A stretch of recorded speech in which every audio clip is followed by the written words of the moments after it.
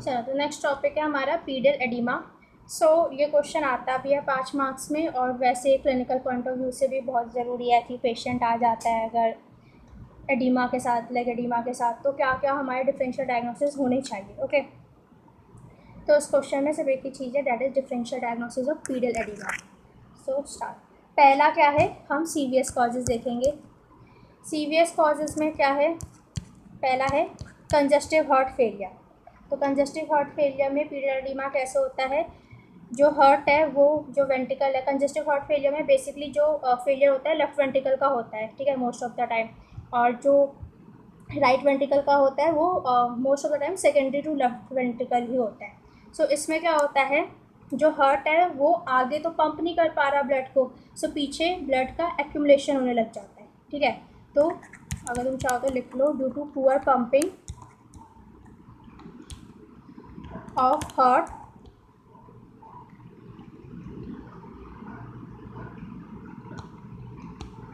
ठीक है, leading to fluid accumulation.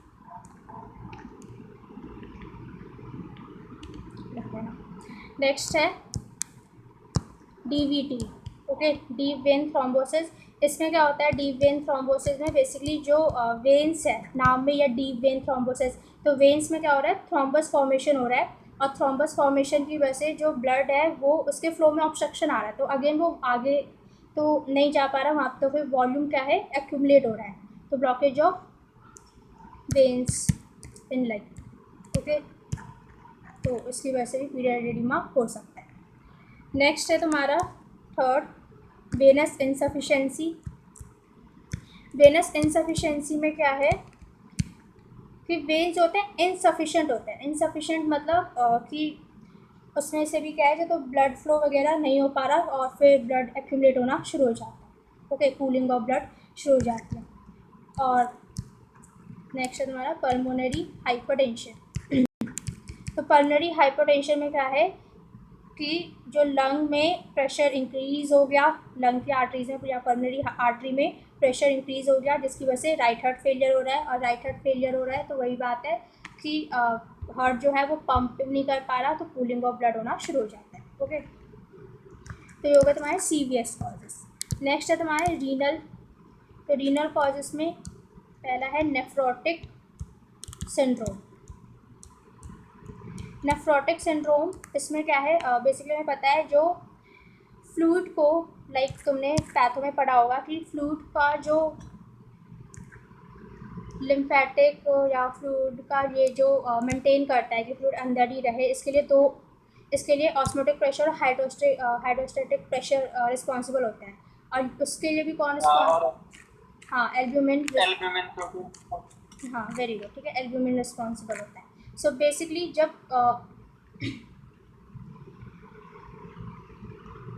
Nephrotic syndrome होगा या किडनी डैमेज होगा, इसमें दोनों चीज़ें रख लेना, क्रॉनिक किडनी डिजीज़।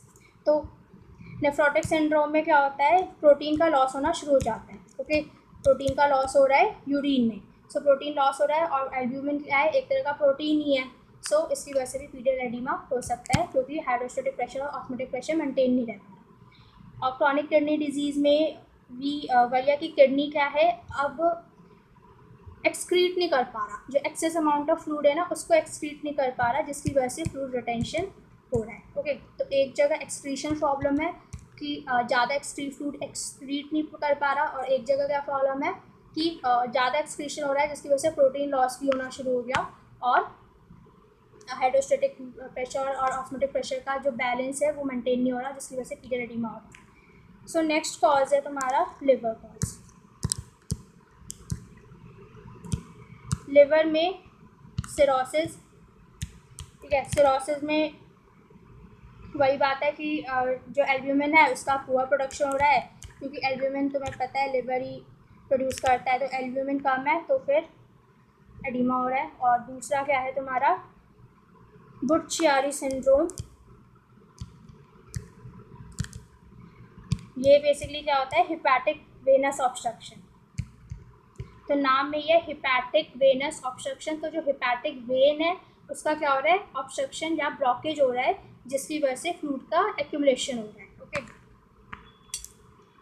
नेक्स्ट तुम्हारा एंडोक्राइन कॉज।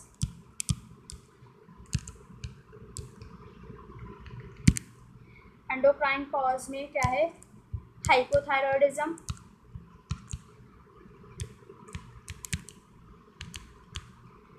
हाइपोथायरॉयडिज्म इसमें कैसा होता है, नॉन फिटिंग एडीमा होता है, ठीक है, जो हमने मिक्सिडीमा वगैरह देखा था ना, तो नॉन फिटिंग एडीमा होता है। और दूसरा क्या है एंडोक्राइन में, कुशिंग सिंड्रोम। कुशिंग सिंड्रोम में क्या है कि कॉर्टिसोल लेवल का एक्सेस होने की वजह से फ्लूइड रिटेंशन होता है। तो होगा तुम्हारे एंडोक्राइन कॉज। नेक्स्ट कॉजेज है न्यूट्रिशनल कॉज।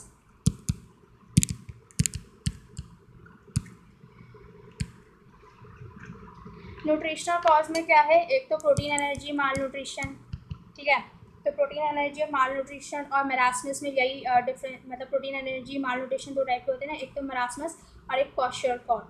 तो क्वाशियोरकॉर वाले में क्या होता है, प्रोटीन का भी लॉस होता है, जिसकी वजह से फिर वही चीज़ है, प्रोटीन में क्या है, एल्ब्यूमिन लॉस हो रहा है और फ्लूइड रिटेंशन हो रहा है, ठीक है। तो प्रोटीन एनर्जी माल न्यूट्रिशन में तुम अगर पूछा जाए स्पेसिफिकली किस में, तो क्वाशियोरकॉर में। अगर तुम्हें कन्फ्यूज़न हो ना कि मरासमस में होता है या क्वाशियोरकॉर में होता है, तो ओ से याद रखना कि O is for oedema. Next है vitamin D deficiency, vitamin B deficiency, ठीक है, विटामिन बी डेफिशिएंसी जिसे थायमिन डेफिशिएंसी भी कहते हैं, और ये हमने पढ़ा था। सो बेसिकली इसमें भी क्या है, हार्ट फेलियर एंड एडीमा होता है।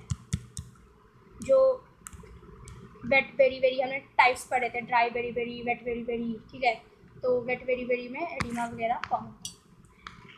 इसके अलावा प्रेगनेंसी में, तो प्रेगनेंसी में जैसे एक तो प्रीएक्लेम्शिया,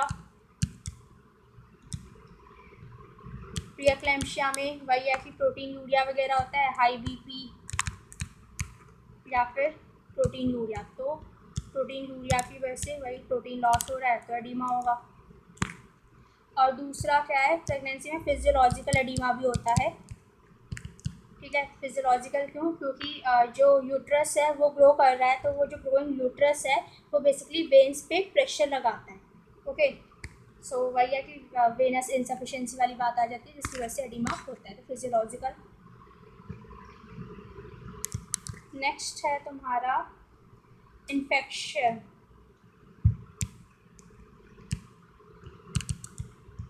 इन्फेक्शन में क्या है, सेल्यूलाइटिस, ओके, तो सेल्यूलाइटिस में लोकल एडीमा होता है, लोकलाइज्ड एडीमा, स्वेलिंग और एरिसिपिलस, ठीक है। तो एरिसिपिलस भी एक तरह का सेल्यूलाइटिस ही है, बस उसमें क्या है, एडीमा ज़्यादा प्रोमिनेंट होता है। नेक्स्ट है लिम्फेटिक कॉजेस। लिम्फेटिक कॉजेस में क्या है, लिम्फियडीमा, लिम्फेडेमा, ठीक है। तो इसमें क्या है, जो लिम्फेटिक वेसल्स होते हैं उनका ऑब्स्ट्रक्शंस हो जाता है या उनका डैमेज हो जाता है, जिसकी वजह से स्वेलिंग होती है, और मोस्टली इसमें भी नॉन फिटिंग टाइप की होती है।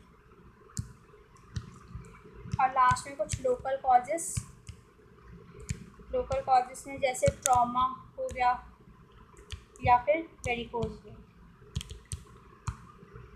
तो ये कॉजेस हो गए तुम्हारे पीरियड एडीमा के। सो नेक्स्ट टाइम कोई पेशेंट अगर पीरियड एडीमा का आ रहा है, सो मेक श्योर कि तुम उसका KFT, LFT, थायराइड टेस्ट, ठीक है, तुम उसका ECG ये सब कराओ, ऐसे मत जाने देना उसको, ठीक है। जो जो कॉजेस है उस कॉजेस के बेसिस पे तुम उसका इन्वेस्टिगेशन करा सकते हो। जैसे पहले CVS कॉज था, इसमें तुमने देखा हार्ट फेलियर वगैरह हो रहा है, तो ECG करा लो।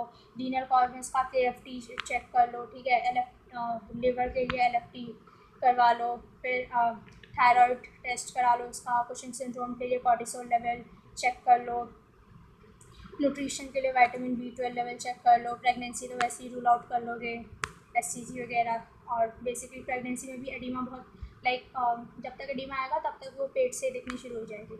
इन्फेक्शियस कॉजेस तो सेल्यूलाइटिस वगैरह, उसमें लोकलाइज्ड एडीमा होता है, और स्वेलिंग के साथ साथ रेडनेस वगैरह भी होगी, तो ऐसे पता चल जाएगा, ठीक है। वेरिकोज वेन भी देखी जाते हैं, ओके।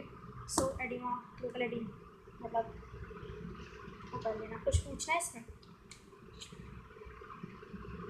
नहीं।